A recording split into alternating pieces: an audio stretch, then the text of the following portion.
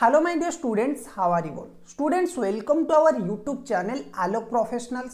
Students, हम लोग BCom third semester का एक बहुत ही important core paper GST and indirect tax पढ़ रहे थे और अभी तक हमने उसके बेसिक पोर्शन को कवर किया है। ठीक है, जैसे कि इनडायरेक्ट टैक्स क्या होता है, फीचर्स ऑफ इनडायरेक्ट टैक्स, फिर हम लोगों ने डिस्कस किया था direct tax and indirect tax के बीच में क्या डिफरेंस होता है। फिर हम लोगों ने बात किया जीएसटी का नीड इंडिया में क्या था, क्यों जीएसटी इंडिया में इंप्लीमेंट किया गया। उसके बाद हम लोगों ने बात किया था how is the journey of GST in India, GST का जर्नी कैसे था इंडिया में, वो हम लोगों ने डिस्कस किया। उसके बाद हम लोगों ने डिस्कस किया था जीएसटी क्या होता है एंड उसके सैलिएंट फीचर्स। आज हम लोग बात करेंगे थोड़ा सा लॉ के रिलेटेड बात करेंगे और ये भी थोड़ा सा हिस्ट्री रिलेटेड ही है, मतलब पास्ट का इवेंट है, जिसमें हम लोग बात करेंगे what are the constitutional amendments made, what are the amendments made in Indian constitution to implement GST in India. देखो स्टूडेंट, शायद ये आपके एग्जाम में आ जाए क्वेश्चन या फिर ना आए, कुछ फर्क नहीं पड़ता, लेकिन एक बात आपको समझना पड़ेगा कि इसके बारे में नॉलेज होना आपको बिल्कुल जरूरी है। कल को अगर आपको जाके कोई पूछता है कि भाई इंडिया में जीएसटी लाने के लिए कॉन्स्टिट्यूशन में क्या चेंजेस किया गया था और आप नहीं बोल पाओगे तो ये एक शर्म की बात है। आज एक कॉमर्स स्टूडेंट, आप जीएसटी पढ़ रहे हो, आपकी सिलेबस में जीएसटी है, तो इसका नॉलेज आपको होना चाहिए। इसी वजह से मैं आपको पढ़ा रहा हूँ। वीडियो बहुत ही छोटा होगा तो पूरा देखिए, और ये एक जनरल नॉलेज भी है, एज वेल एज आपके एग्जाम में अगर आएगा तो आप ऐसे कवर भी कर पाओगे। So what are the constitutional amendments made in Indian constitution for implementation of GST in India. तो आज का हमारा जो टॉपिक है, आज का हमारा टॉपिक यही है कि इंडियन कॉन्स्टिट्यूशन में वो क्या चेंजेस हुए जिसके बाद इंडिया में जीएसटी इंप्लीमेंट हो पाया। ठीक है, चलो देखो, इंडिया में जीएसटी लाने के लिए ना constitutional amendment bill, constitutional amendment bill में बोलूं, ठीक है, constitutional amendment bill, constitutional amendment bill present किया गया था 2016। कॉन्स्टिट्यूशन को अमेंडमेंट के लिए आपको पता है कि कोई भी चीज अगर एक्ट बनना है ना, इंडिया में कोई भी एक्ट आपको बनाना है तो उसके लिए कुछ प्रोसीजर्स है। वो बेसिक प्रोसीजर क्या है कि पहले आपको एक बिल प्रेजेंट करना पड़ेगा जब पार्लियामेंट सेशन में होगा। पहले आपको एक बिल प्रेजेंट करना पड़ेगा जब पार्लियामेंट सेशन में होगा। हाल ही में आप लोगों ने पता होगा, आप लोगों ने एक बात ध्यान दिया होगा कि हमारा जो इनकम टैक्स एक्ट है, एक नया इनकम टैक्स एक्ट बन गया है। पहले हमारा जो इनकम टैक्स का एक्ट था वो था 1961। आज के टाइम पे हमारा जो नया इनकम टैक्स बिल है 2025 वो पार्लियामेंट में पास हो चुका है। अब वो नया एक्ट बन चुका है, इनकम टैक्स एक्ट 2025।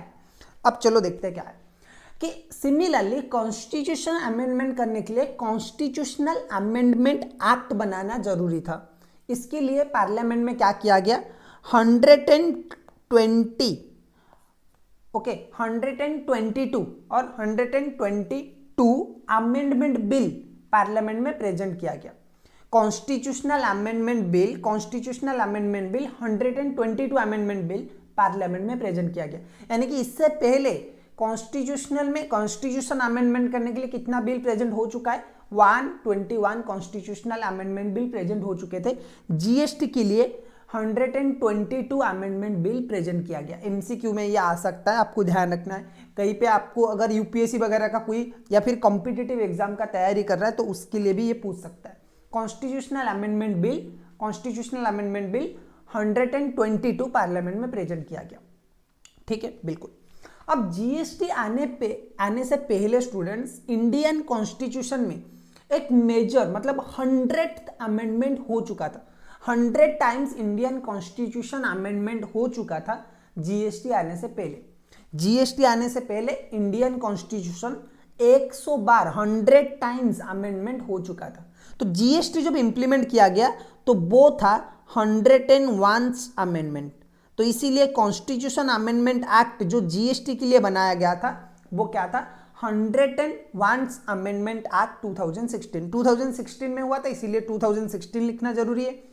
और इससे पहले कॉन्स्टिट्यूशन 100 बार अमेंडमेंट हो चुका था, ये 101 बार था। ठीक है, so constitutional amendment act 2016 was enacted for the effective implementation of GST in India, for effective implementation of GST in India. GST का इफेक्टिव इम्प्लीमेंटेशन के लिए कॉन्स्टिट्यूशनल 101 अमेंडमेंट एक्ट पार्लियामेंट में पास किया गया। ठीक है, अब इसमें क्या पॉइंट था सर, इसमें देखिए सर, ये एक्ट पास होने के बाद हमारे कॉन्स्टिट्यूशन में जीएसटी रिलेटेड क्या क्या चेंजेस हो गए। चलो देखो, इस कॉन्स्टिट्यूशन को अमेंडमेंट करना क्यों जरूरी था। देखो, सबसे पहला जो पॉइंट था वो था concurrent power on the parliament and state legislature to make laws governing taxes on goods and services। देखो स्टूडेंट्स, इंडिया में लॉ बनाने का जो पावर है ना, इंडिया में लॉ बनाने का जो पावर है वो दो लोगों के पास है। इंडियन में लॉ बनाने की जो पावर है वो दो लोगों के पास है। एक है पार्लियामेंट ऑफ इंडिया जिसमें दो हाउसेस है, lower house and upper house, यानी कि लोकसभा एंड राज्यसभा।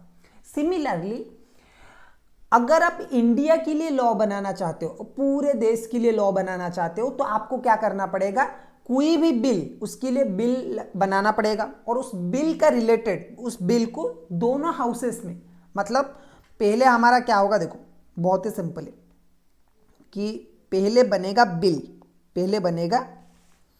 पहले बनेगा हमारा बिल। ठीक है, अब ये बिल बनने के बाद बिल दो हाउसेस में पास होगा। पार्लियामेंट हम दो हाउसेस को मिला के बोलते, एक थे राज्यसभा और एक है, सॉरी, पहले आएगा लोकसभा फिर आएगा राज्यसभा। अब सर ये तो दोनों सिर्फ घर है ना, ये तो आर्टिफिशियल पर्सन है, इससे तो कोई मतलब ये दोनों कैसे डिसीजन ले सकते, नहीं, इनमें होते मेंबर्स। ये जो दो घर है ना, लोकसभा एंड राज्यसभा, इनके होते मेंबर्स। इन्हें बोला जाता है मेंबर्स ऑफ पार्लियामेंट, यानी कि एमपी। हम जो बोलते हैं ना एमपी है, एमपी का फुल फॉर्म क्या है, मेंबर ऑफ पार्लियामेंट। ठीक है, तो लोकसभा में कुछ मेंबर्स है, राज्यसभा में कुछ मेंबर्स है। लोकसभा में टोटल 545 मेंबर्स है। लोकसभा में टोटल 545 मेंबर्स है। ओके, सिमिलरली राज्यसभा में भी कुछ मेंबर्स है, एग्जैक्टली मुझे नहीं पता कितने, बट है। ओके, तो लोकसभा एंड राज्यसभा की जो मेंबर्स है, ओके, ये क्या करेंगे, वोट करेंगे। कैसे वोट, कोई बिल आया, मतलब किसी की रिलेटेड हमें लॉ बनाना है, तो क्या होगा, तो पहले ये लोग अपने वोट करेंगे कि हाँ, कुछ लोग इसके सपोर्ट में आएंगे, कुछ लोग इसके अगेंस्ट में आएंगे।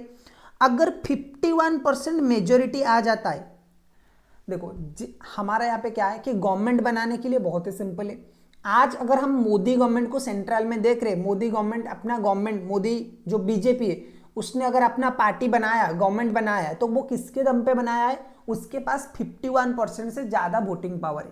क्योंकि कोई भी एक्ट, कोई भी आपका नया कानून देश में लाना चाहते हो, कुछ भी देश में डेवलपमेंट वाला काम करना चाहते हो, तो पहले तो आपके पास पार्लियामेंट में मेजोरिटी होना चाहिए। तो बीजेपी के पास मेजोरिटी है, तो 51% अगर वोट आ गया तो पहले हम लोकसभा में पास करेंगे बिल, फिर राज्यसभा में पास करेंगे विथ 51% मेजोरिटी। ओके, मतलब 50% से ज़्यादा मेजोरिटी होना चाहिए। इसके बाद क्या होगा, ये जो बिल है ये जाएगा प्रेसिडेंट के पास, ये जाएगा प्रेसिडेंट के पास, और प्रेसिडेंट ने एक बार सिग्नेचर कर लिया तो ये बन जाएगा एक्ट, ACT एक्ट। सो देखो हमारे केस में क्या हुआ सर, हमारे केस में क्या हुआ, पार्लियामेंट, देखो पार्लियामेंट के पास लॉ बनाने की पावर है। जैसे मैंने बोला ना, लॉ बनाने की पावर, पार्लियामेंट में जो भी एक्ट पास होगा वो पूरे देश के लिए एप्लीकेबल है। पार्लियामेंट में जो भी एक्ट पास होगा, जो भी बिल पास होगा और एक्ट बनेगा, that will be applicable to all over the India, including Jammu and Kashmir, जितने भी हमारी यूनियन टेरिटोरीज है, हमारी जितना भी लोकेशन है, जितना भी टेरिटोरी है इंडिया का, वो सबके ऊपर एप्लीकेबल होगा। लेकिन सिमिलरली जैसे पार्लियामेंट पूरे देश के लिए है, हर एक स्टेट का एक अलग आइडेंटिटी है, हर एक स्टेट में एक अलग टाइप के लोग हैं, तो हमारा इंडिया क्या करता है, फेडरल गवर्नमेंट फॉलो करता है, फेडरल स्ट्रक्चर गवर्नमेंट फॉलो करता है, यानी कि stage wise government equally power divide किया गया है। तो स्टेट में क्या होता है, स्टेट का एक खुद का पार्लियामेंट है, जैसे इंडिया का एक पार्लियामेंट है ना, लोकसभा एंड राज्यसभा। सिमिलरली हर एक स्टेट का एक खुद का असेंबली, पार्लियामेंट नहीं बोला जाता उसे बोला जाता है असेंबली। ओके, और वहां पे भी कुछ लोग हैं, उन्हें बोला जाता है मेंबर ऑफ लेजिस्लेटिव असेंबली, यानी कि MLA। ठीक है, जैसे एमपी होते हैं जो कि सेंट्रल लेवल पे काम करते हैं, पार्लियामेंट में बैठते हैं, वो वहां पे वोट करते हैं। सिमिलरली हर एक स्टेट में अपना एमएलए होते हैं, ठीक है, वो क्या करते हैं अपनी देश के अपनी स्टेट की अच्छाई के लिए वहां पे वोट करते हैं। जैसे कि मैं उड़ीसा की अगर बात करूं, ठीक है, या फिर मैं वेस्ट बंगाल की बात करूं, तो सेंट्रल में कौन है, मोदी गवर्नमेंट है, बीजेपी गवर्नमेंट है, वो पूरे देश के लिए लॉ बना सकती है। लेकिन सेंट्रल मतलब वेस्ट बंगाल में कौन है, टीएमसी है, ममता बनर्जी की पार्टी है। तो टीएमसी क्या करेगा, वेस्ट बंगाल के लिए जो भी लॉ बनाना है वो बनाएगा, ठीक है। वेस्ट बंगाल के लिए लॉ बनाने की पावर किसके पास है, टीएमसी के पास है, यानी कि ममता बनर्जी के पास है। तो जीएसटी में सर, जीएसटी तो दोनों के ऊपर लिया जाता है ना, मतलब दो लोग मिलकर जीएसटी लेते हैं, स्टेट गवर्नमेंट भी लेता है, सेंट्रल गवर्नमेंट भी लेता है।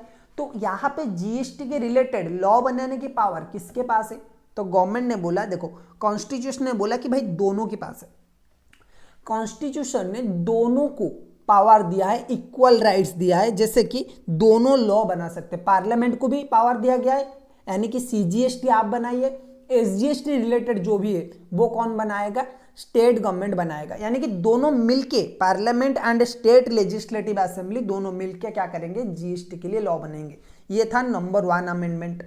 नंबर 2 क्या आया था सर चेंजेस कॉन्स्टिट्यूशन में, और क्या चेंज किया गया, कॉन्स्टिट्यूशन में एक नया टैक्स डाला गया जिसका नाम था आईजीएसटी, जिसका नाम था integrated goods and service tax. तो लेवी ऑफ, क्या बोल रहा है यहाँ पे देखो, levy of integrated goods and service tax on interstate supply, interstate transaction of goods and services to be levied and collected by the central government and apportioned by between the union and state in the manner provided by the parliament by laws as per the recommendation of GST council। क्या बोल रहा है कि भाई अगर मैं उड़ीसा का हूं और मैं वेस्ट बंगाल में किसी आदमी को कुछ सामान बेच रहा हूं, मैं उड़ीसा का सेलर हूं, बायर जो है वो वेस्ट बंगाल से, तो गवर्नमेंट बोलता है यहाँ पे सीजीएसटी एसजीएसटी नहीं लगेगा। यहाँ पे आपका जो जीएसटी था ना, सीजीएसटी एंड एसजीएसटी, ये दोनों एप्लीकेबल नहीं होगा। यहां पे एक नया टैक्स एप्लीकेबल होगा जिसका नाम है आईजीएसटी, जिसका नाम है integrated goods and service tax.